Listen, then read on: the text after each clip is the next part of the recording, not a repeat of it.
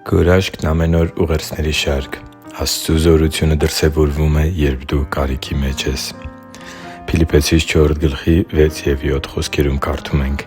«Ոչնչի համար մի մտահոգվեք, այլ ամեն բանում աղոթքով, աղաչանքով և գոհությամբ ձեր խնդրանքները թող հայտնի լինեն Աստծուն։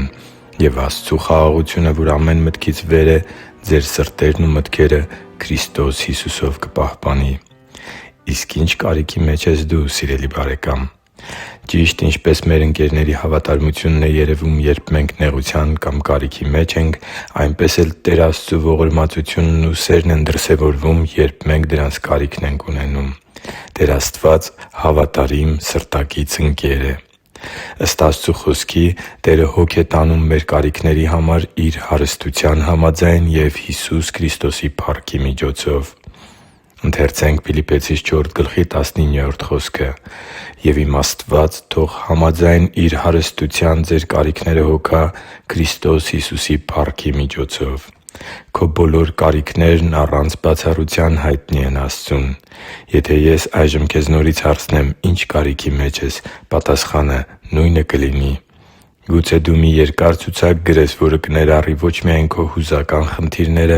այլև քո հոգևոր ու ֆիզիկական կարիքները։ Աստծու համար թանկ ու սիրելի՛ զավակ,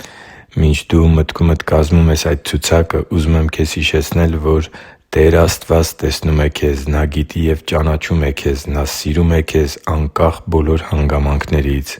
Տեր Աստված բավարարում է քո բոլոր կարիքները համաձայն Իր հարստության։ Տեր Աստված հոգում է քեզ համար այնպես, որ քո միջոցով փառավորվի Իր Որդին՝ Հիսուս Քրիստոսը։ Տեր Աստված մեզ ապահովել է ամեն բանով Տեր Հիսուսի միջոցով։ Սակայն Նրան մոտենալու համար կա մի կարևորագույն պայման. «Բայց առանց հավատի անկարելի է Աստծուն հաճո լինել, որովհետև Աստծուն մոտեցողը պետք է հավատա, որ Նա կա, և Իրեն փնտրողներին վարձահատույց է լինում» (Եբրայեցիս 11:6)։ Եթե դու հավատում ես Աստծուն, Նրա Խոսքին և Աստվածաշնչի փոխանցած բոլոր ճշմարտություններին, ապա արդեն իսկ հաճելի ես Աստծուն և կարող ես որպես Նրա զավակ համարձակությամբ մոտենալ Նրա շնորհի աթոռին և օգնություն խնդրել քո կյանքի իրավիճակների համար։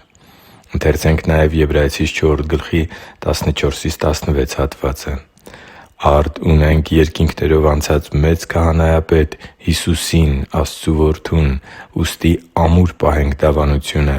որովհետև ոչ թե մի քահանայապետ ունենք, որ չի կարող մեր տկարություններին չարչարակից լինել, այլ մի այնպիսին, որ ամեն բանով փորձված է մեզ նման, բայց առանց մեղքի։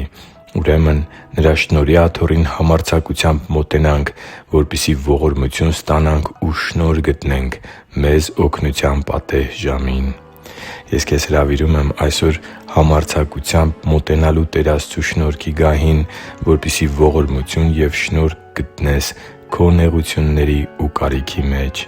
Հիշի՛ր, որ դու Աստծո հրաշքն ես, և Աստված սիրում է քեզ։ Շնորհակալ եմ, որ դու կա՛ս։ Սիրով և աղոթքով, Արման Մանուկյան։